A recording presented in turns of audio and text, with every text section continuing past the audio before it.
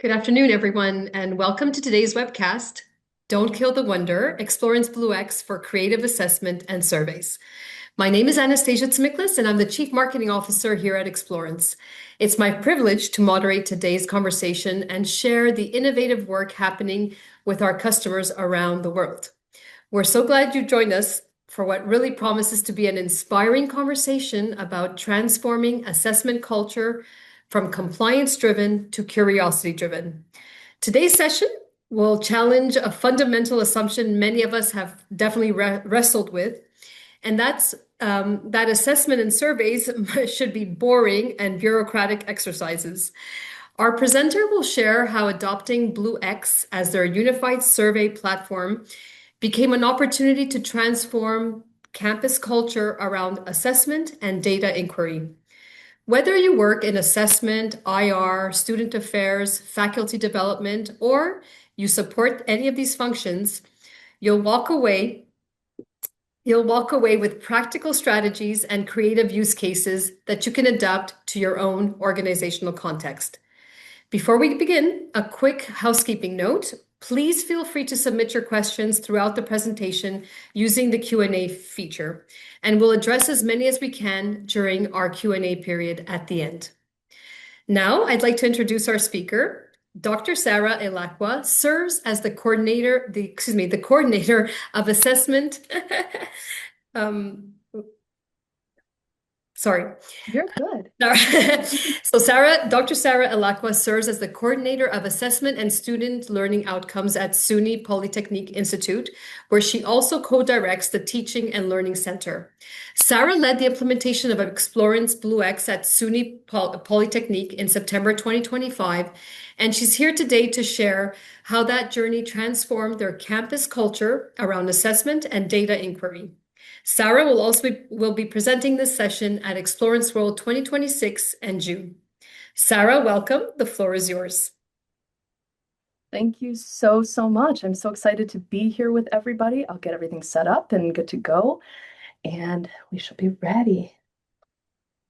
So as Anastasia said, I'm Dr. Sarah Elacqua, and I am so excited to be with you today to present what happened with SUNY Polytechnic Institute. And the title of the talk today is Don't Kill the Wonder. So I'm genuinely excited to talk about how we accidentally made assessment exciting at SUNY Poly. So the title, as you've guessed, is Don't Kill the Wonder, and I mean it literally. So after 15 years plus of teaching 7 through 12 science, I've seen what happens when curiosity dies under the weight of compliance. Assessment had become that at our institution. We had scattered tools, lost data, people treating surveys like checkbox exercises, and it was no one's fault. Changing regulatory landscapes, institutional changes, and accreditation requirements made people disinclined to engage in assessment. Time is precious, patience can be thin, and the last thing we wanted were faculty and staff saying, great, another program I gotta learn, thanks. But when we launched Explorance BlueX in September 2025, we made a choice. We decided to frame it as infrastructure for the questions that matter. So the things that matter to faculty, staff, students, not just another compliance tool. And it became something interesting to see what happened. Like we saw that people started to get curious. And so today what I'm going to do is share how that happened, why it worked, and give you a framework you could actually use at your institution.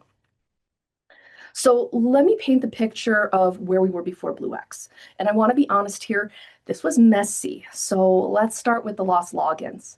We had Google Forms accounts that vanished when people left, Microsoft Forms scattered across personal OneDrives that got deactivated when contracts ended or with an admin assistant retired. We had SurveyMonkey subscriptions that were somewhere, but nobody knew the offices that was attached to it or who maybe had access at that point. The result was basically institutional amnesia, and then in some instances, a data graveyard.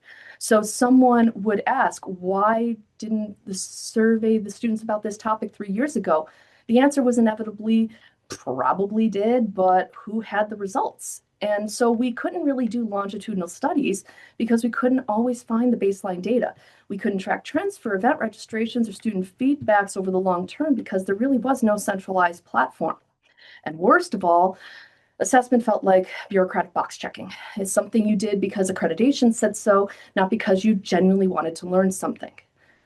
Does this sound familiar to anybody? Probably.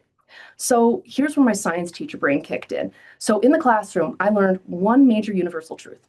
When students saw assessment as the test, learning died. It became all about getting the right answer for the best grade, and people become afraid to fail.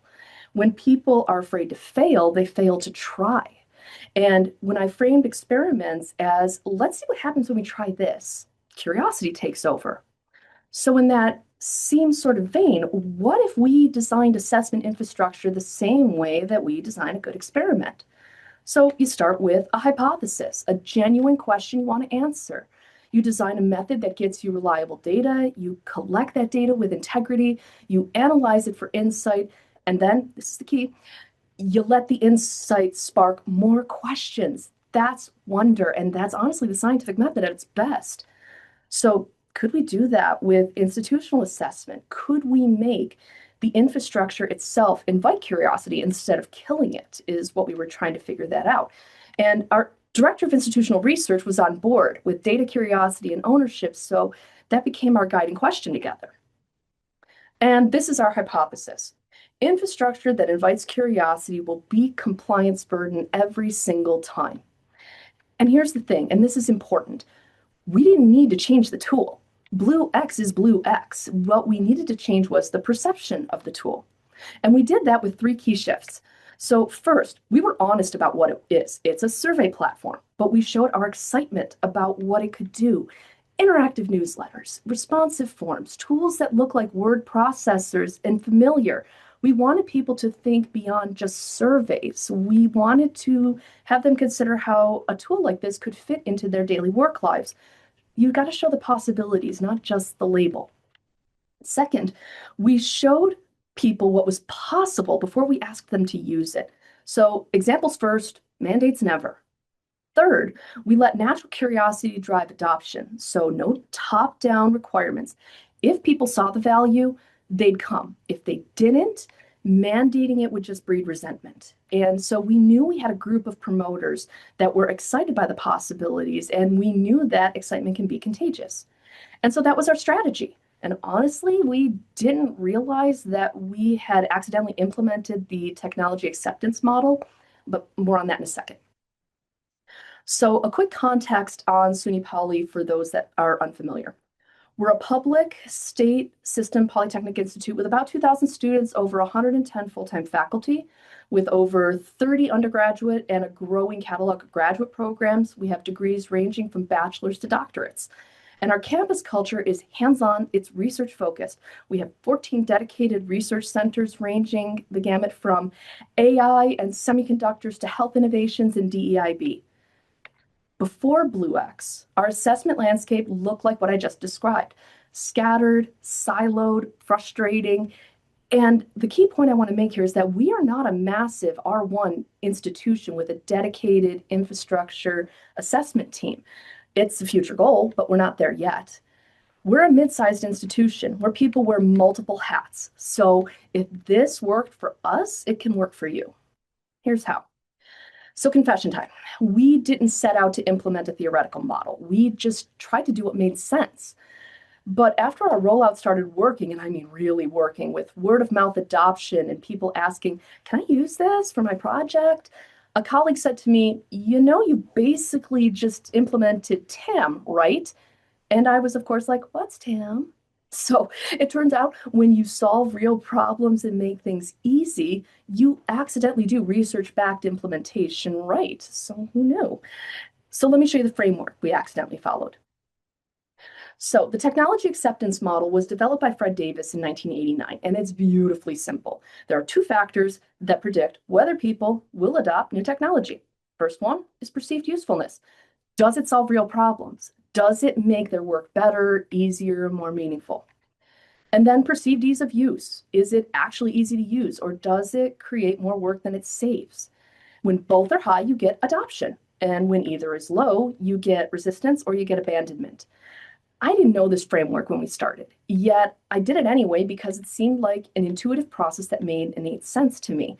But looking back, everything we did built on these two factors. So let me show you how. So here's our timeline, and the sequence matters here. In phase one, during September 2025, we started with administrators and the research center leaders, not faculty, not staff, the people who had the biggest assessment headaches and the most to gain from centralized infrastructure. And why would we do that? It's because we wanted to build exemplars. We didn't want to build mandates. If the people with the hardest problems found it useful, that would be our proof of concept and it would speak for itself. During phase two, October through December, faculty started seeing the surveys these early adopters were creating. They saw the data dashboards that we could make, they saw the ease of report generations, and they got curious. So we started here, wait, I could use this to see if students like this new resource. Sure. Could this track faculty activity reports better than Word documents? Probably. Is there a way we can use this program to make a survey for a research center? I don't see why not. Word of mouth starts. And then questions came up like, can we? Is it possible? But my personal favorite is the little gasp and eye widening when someone finally realizes that they have a tool that's user friendly. And then they suddenly like have this moment where they comprehend the possibilities and it just lights up on their face. Now, phase three is where we are right now, January into present. We've been sending out email invitations. We have open signups for access to BlueX, but still no mandates. And people are joining because they want to, because they've seen what's possible. And all 14 research center directors have access. Faculty are starting to request more access.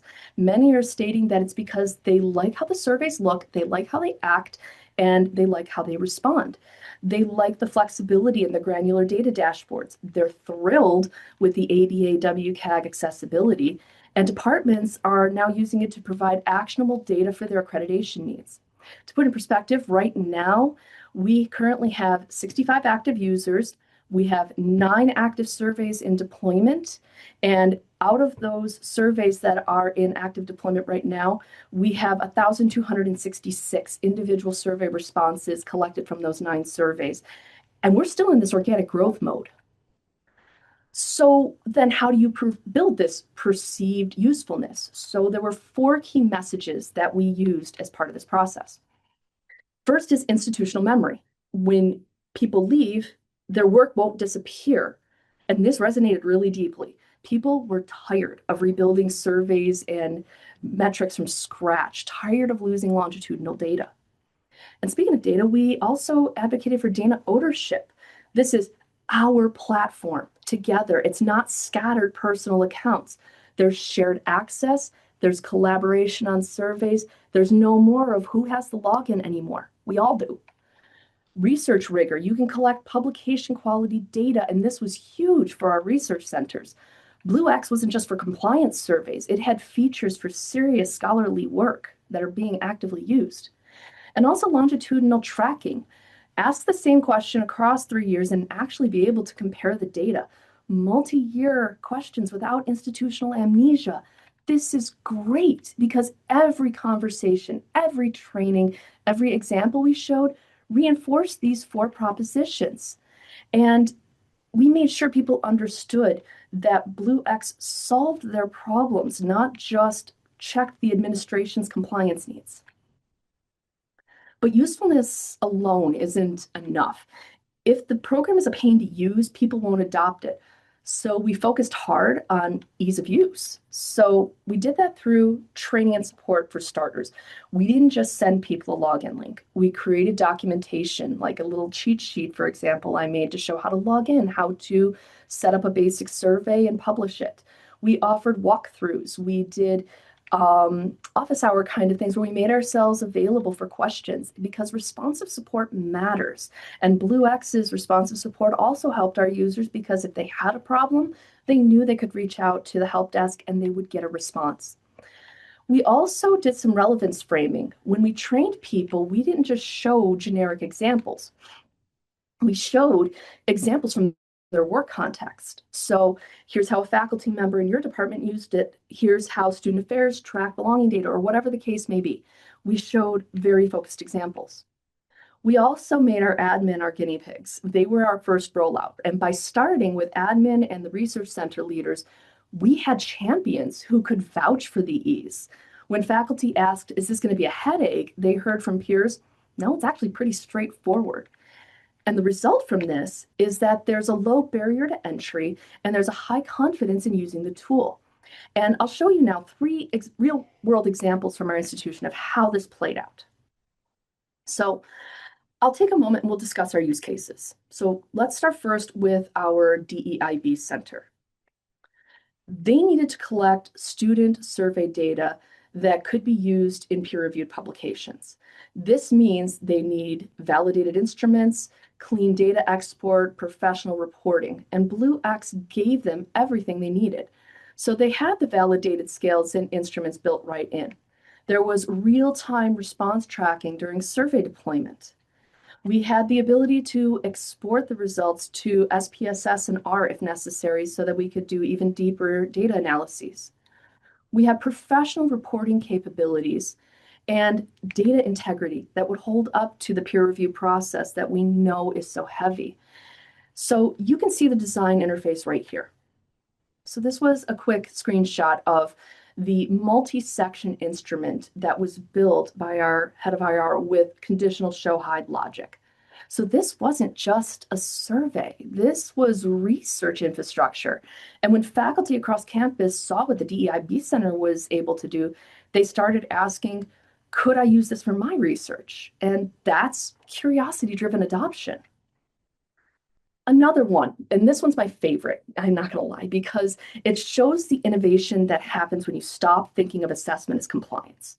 So we had a professional symposium, and this symposium involved inviting members of the campus community, other colleges in the area, community leaders, nonprofit leaders, you get the idea. So normally, you'd hand out paper surveys at the end, you get maybe a 30% response rate, and you manually enter the data later. Instead, we integrated BlueX with a raffle. We created a survey that was a 5-question Likert scale survey that participants answered after each session. And after each session, they would do the survey as they could be walking from one session to the next because it was only 5 questions. Keep it simple. We generated QR codes. We posted them on tables, at breakout session doors, in the event program, and we told them that every time you completed this survey for the session that you just attended, you get entered to win for a major gift basket filled with all sorts of local yummy foods and treats and things like that. So here's where it gets interesting, though, for me. So we displayed the analytics live during the event. Attendees could see the aggregate results and responses updating in real time on the screen. They saw the numbers go up in real time, telling us what they thought of our event and how it impacted them. And assessment at that point became participatory. People wanted to see how their answers maybe compared to the crowd, and they were genuinely engaged. And this is just an example of what one of those dashboards looked like that we could display. So then we exported the data, pulled the names of everyone who entered the drawing, and entered it into a wheel of names like this. And this is being done while the symposium is happening, and this is taking place in like maybe about a 5 to 10 minute interval. So what this did was, once the wheel of names was started, we ran it and we drew the winner live in the room in that moment. And participation became a value exchange, not an not an extraction. So when other offices saw this, they actually started thinking, what if we did real-time feedback at our events? Could we gamify data collection in this sense in a way that might actually feel fun or interesting? Again, it's curiosity, not compliance. Our third use case was documenting faculty professional development achievements, and we're in the process of this now. So before BlueX, tracking faculty activities was a mess. We had spreadsheets, email confirmations, paper forms, and faculty hated it because they felt like it was busy work with no benefit to them, not to mention the redundancies of adding the same information on 2 separate forms. So faculty and deans asked if there was a better way we could do this. So now we're using BlueX and to create an activity tracker where documentation is easier. They're not filling out redundant forms with potential formatting issues. The results are going to be immediately useful. They can see and define their own professional development trajectory and how their research aligns with it. They also will see aggregated insights that will inform institutional strategy. So we can actually see what's working and where our partnerships are and how we can continue to build those for the benefit of the institution. And faculty will see value in their own data. I'm a big proponent of democratizing data to the best of our ability and to the best that we can keep privacy. But faculty see their own data and see the value in it. It's not just going to be disappearing into an administrative void. It can be used for positive change.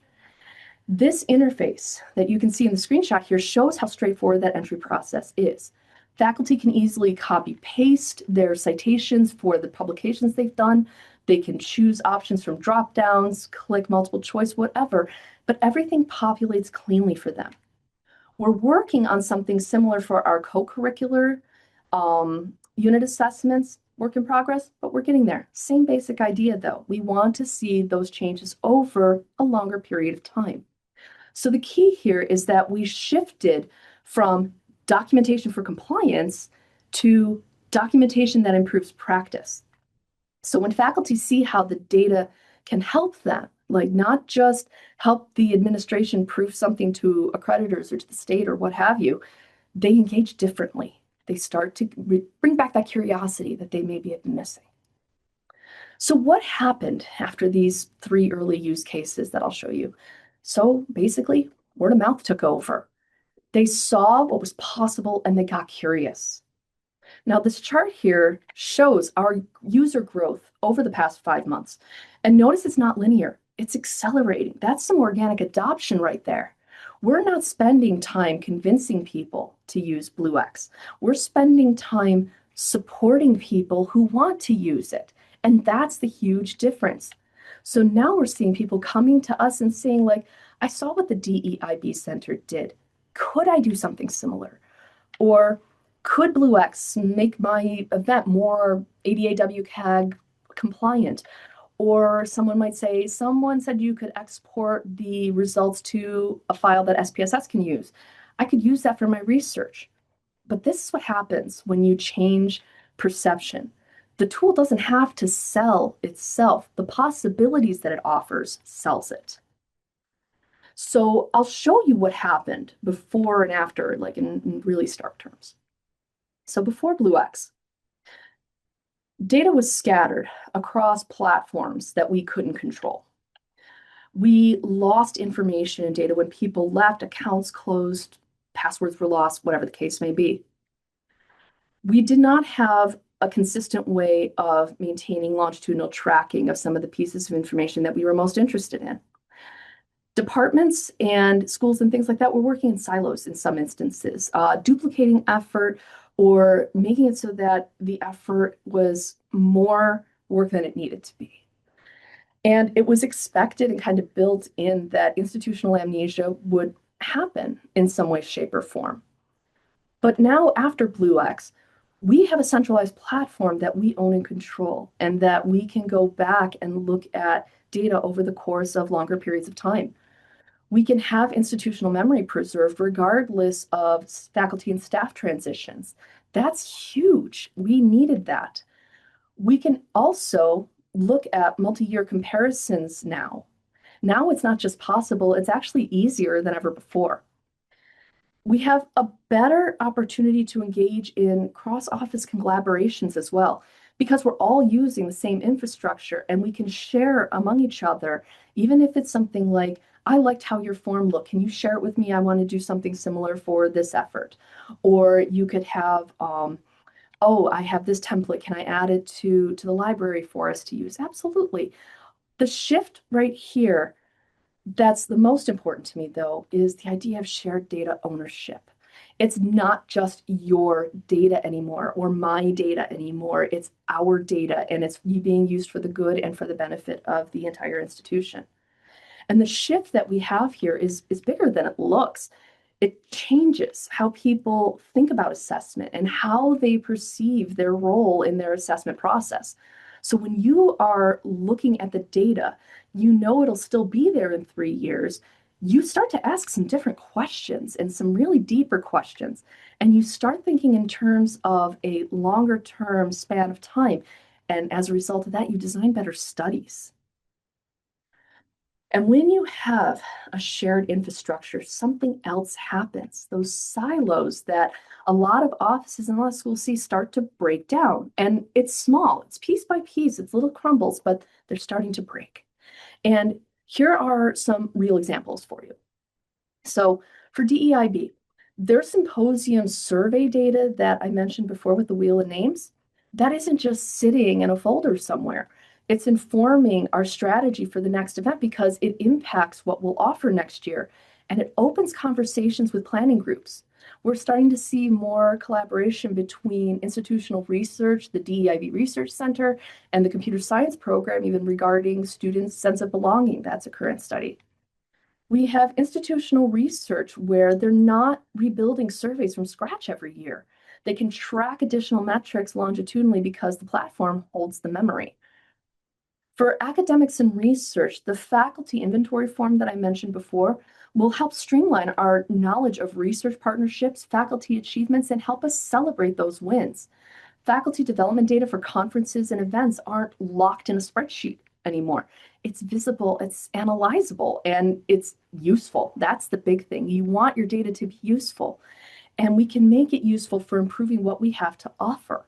We also have the ability to gather that research-ready data with far fewer restrictions to how we ask questions and gather information than we ever had before. In student support, we have belonging and engagement metrics that aren't isolated. They can be correlated with other institutional data to see if there are common threads that maybe we didn't know about before. Varying student offices can gather signups for events, and then they can analyze which events students are most interested in. And then they can even gather insightful and meaningful feedback from students because they're able to effectively ask the questions that interest their office the most. So the platform didn't force collaborations in any way, shape, or form, but it made collaboration easier. And when collaboration is easy, it starts to happen naturally. And shared data and shared platforms lead to shared conversations, and shared conversations lead to better insights. And this is where it gets really fun. So I kind of had to use one of my favorite images from Bozeman Science for this. We can see that we've got this adorable little kid who is in a nice little astronaut costume made out of cardboard looking at a jar that's growing a plant, but he's amazed. But when assessment becomes inquiry, when people start asking questions we'd never heard before, things like, can we track this over 5 years and see if the intervention actually worked? What if we compared these two student populations? Would we see different patterns? Could we correlate course outcomes with satisfaction data and see if there's a relationship? These are compliance questions. Notice that these are research questions. These are curiosity questions. So when people see assessment as a tool for discovery rather than a bureaucratic obligation, wonder starts to take over. They start thinking like scientists and they start designing studies because they genuinely want to know the answer to their question. And that's what we mean by don't kill the wonder. Assessment doesn't have to be soul crushing. It can be a way to open a door to the questions that actually matter. So if you're sitting here thinking, how can we do this at our institution? Can we even do this at our institution? The answer is yes. And let me say that after over 15 years in the classroom with curious minds, I learned that reflection is where the learning happens. So I'll give you the 5-step framework that we inadvertently put together. So first, identify what makes your platform useful. So don't assume you know. Trust me, don't assume you know. Ask your users, ask the people that are going to be doing this every single day. What problems are they facing with their current assessment tools, their current survey tools?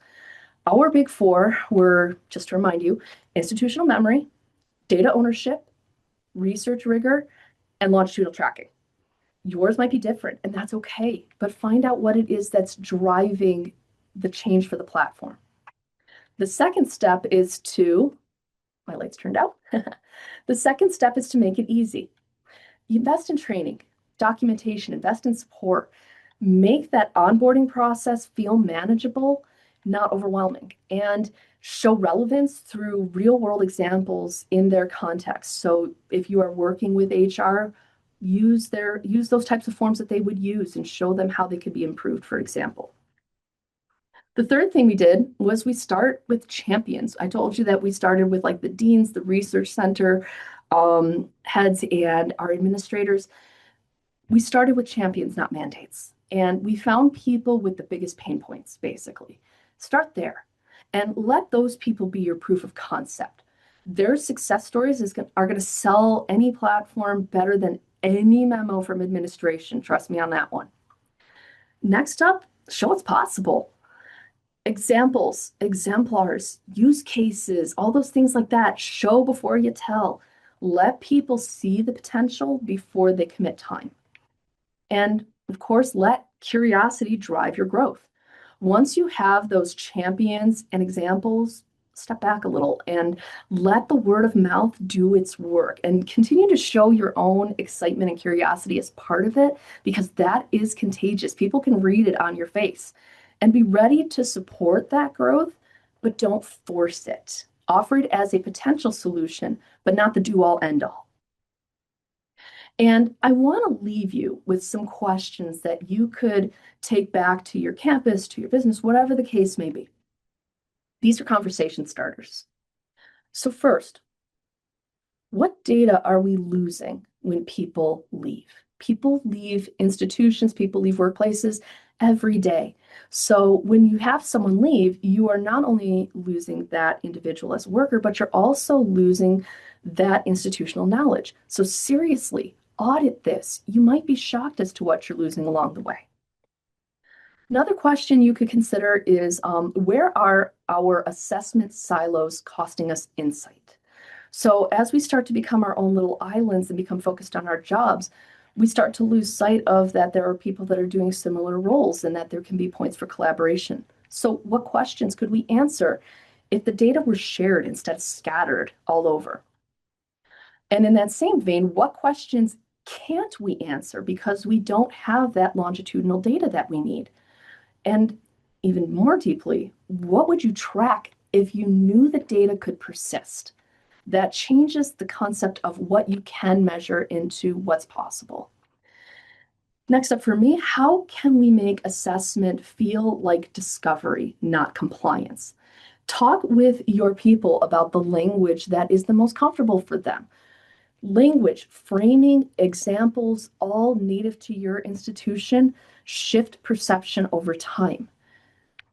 The next question is, who are our curiosity champions? Who can be the ones that lead that adoption? And who at your institution already thinks like this? Those are the people that you want to start with, because their natural curiosity and their willingness to put themselves out there and be your bullhorn, if you will, for why this is so awesome. Use that natural curiosity and excitement, and it becomes contagious. All right. If you've seen or read Project Hail Mary, you know this scene, right? Grace shifts the light wavelength and suddenly sees astrophage everywhere. They're glowing, they're alive, and it's a breathtaking scene. They were always there. He just couldn't see them with normal light. And that's basically what's happening with assessment at SUNY Poly. The data was always there. The questions were always there. The wonder was always there too, but when people are using scattered tools and losing data when people leave, treating surveys like checkboxes, they're basically looking through the wrong wavelength like Grace was. Everything looks empty and bureaucratic until you shift the wavelength. BlueX shifted that wavelength. Suddenly people could see that we could track something across multiple years. We can correlate data sets in ways that we didn't consider before. And we can answer questions we've been wondering about for years and didn't have the infrastructure available to help us. The wonder was always there. We just needed the right tool to reveal it. All right? So that's where I am, and I want to thank you for the team at Explorance for making this webinar possible. Warm thanks, of course, to the faculty and staff at SUNY Poly who took the chance on a survey platform and proved to me that curiosity doesn't die after seventh grade science class. It just needs the right infrastructure. And thank you to all of you, of course, who listen to me get excited about data. Like Anastasia said, I will be at Explorance World in Boston, probably walking around wearing my Galaxy backpack, so you can find me pretty easily. Thank you, Sarah. You've made BlueX into a very inspiring presentation today. Love your examples, and you've really demonstrated that assessment doesn't have to kill the wonder, but actually like cultivate and help you build a feedback culture. So thank you. Thank you so much for sharing your story. Of course. If you're okay, we're going to turn to some questions Mhm. before we let you go. Okay, All right. I just made some notes here.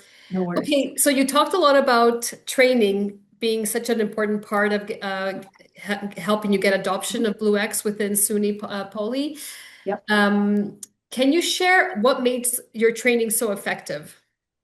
So I ended up finding that I do my trainings like I taught a lot of my classes. So for me, I will end up going into a room and say to people, bring your laptop so that you have the machine that you are most comfortable with and you know what you're doing.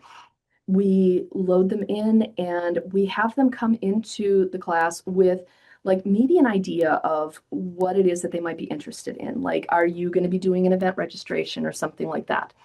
And so what I'm doing is I'm doing two different types of trainings. I'm doing one where it's like a 101 crash course onboarding, where we start with logging in from single sign-on to how to add different questions, how to move things around, and how it works very much like a word processing program. And then we are going to do a second one where we look at, okay, you gathered all that information from the survey that you made in the first session and deployed. Now let's look at how to build those dashboards and what can you do to make the data visualize correctly for what story you want to tell. Because at the core of it, we are trying to tell faculty that your data tell a story. Mm, And depending on how you present it and depending on how you label it, how you analyze it, that can change how that story goes. So bringing about that data ownership is part of those classes as well. excellent. Another question for you, Sarah. Mhm. And someone said that this was an excellent presentation. Oh, thank Congrats. you. Um, can you share what you do to facilitate survey engagement from student respondents? Since COVID, this specific institution has seen a trend of low response rates. Mhm. So a lot of times it ends up, the studies show that it ends up being carrot and the stick in a lot of instances. They always say like that you need to have some sort of way to incentivize it and things like that. But what I found too is that when you provide clarity and show students what that data is used for, that also is its own reward in its own right. Because for example, if you have students giving feedback on an event and the event did not go as well as you would have liked, but the students that did respond, those are the ones that want you to hear what they have to say. And those students that responded, if they see that change comes around as a result of those data and of those results, then they start to become more of a promoter than a detractor and start to tell the other students, oh yeah, I said something about this and they did something. And when people start to hear that they're heard, and regardless of whether it's through a survey or whatever, it starts to change the attitude. And it takes a while. It's not something that happens overnight at all. But one of the things that BlueX is really helpful with for students is meeting them where they're at. Because so many of our students don't necessarily check emails, for example. They are most likely to look at like a QR code that is posted as they're going to get their coffee at the coffee shop on campus. Or they might see it like when they're scrolling Instagram, it's on their feed, what have you. Those things like that are what make BlueX stand out to us, is because it makes it easier for us to give multiple ways for people to respond. And if you give them multiple ways, then it also increases the likelihood of those responses because you are meeting them to their needs and what they have. I hope that helps a little bit. Yeah, very well said. Of Another question for you, Sarah. course. So you've been on this journey since September. Do you already have any, or do you have an example that you can share with our attendees, where you've collected data through a survey and has led to a change or a concrete change on your campus? Is there an example that you can share with us? Yeah, so the the DEIB survey, for example, that we did for our symposium, for example. That one, based on what the respondents gave, I'm bringing that one up specifically because the response rate change between the previous year and the year that we used Explorance was massive. So, perspective, the first year that I provided the survey, I used a Microsoft form and I had a response rate of like out of over 200 attendees, I think we had maybe 30 people respond. In this instance, we had several hundred just from a shift in the platform and things like that. So, first off, that was a change right off the bat there because we could see it live and see how it reduced the burden right in real time, for starters.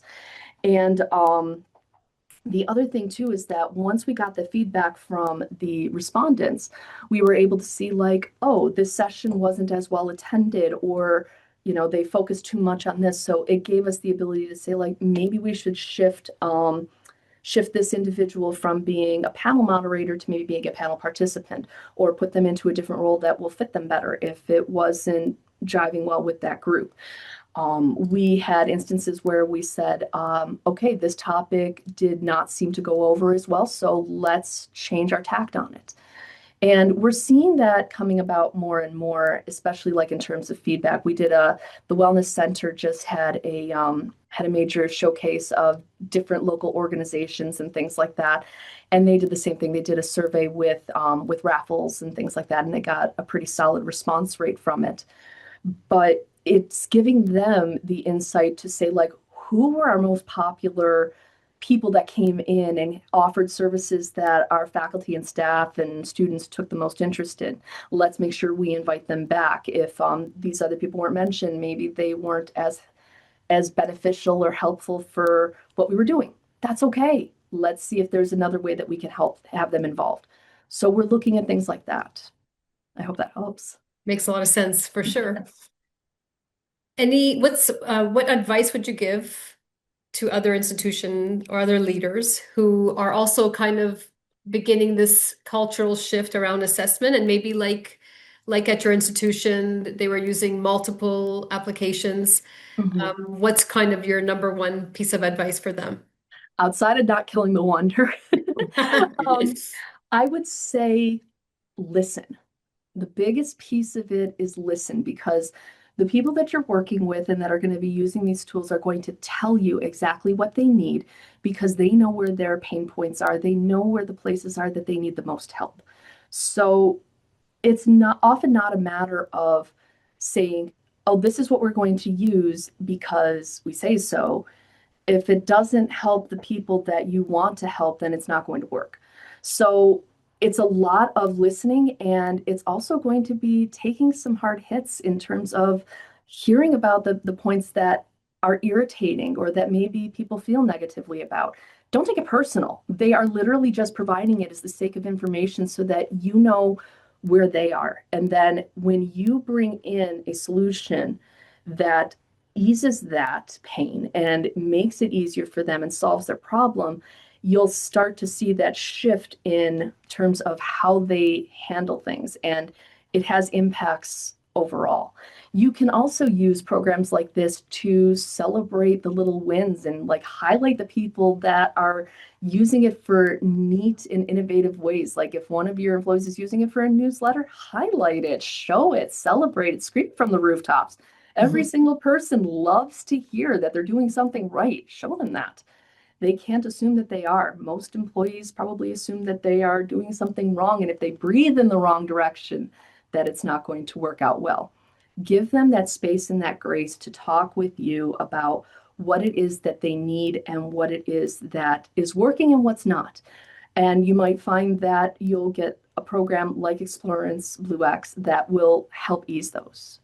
So a lot of listening and a lot of good conversations about what can I do to help. Remember, we're all in terms of serving others, use it that way.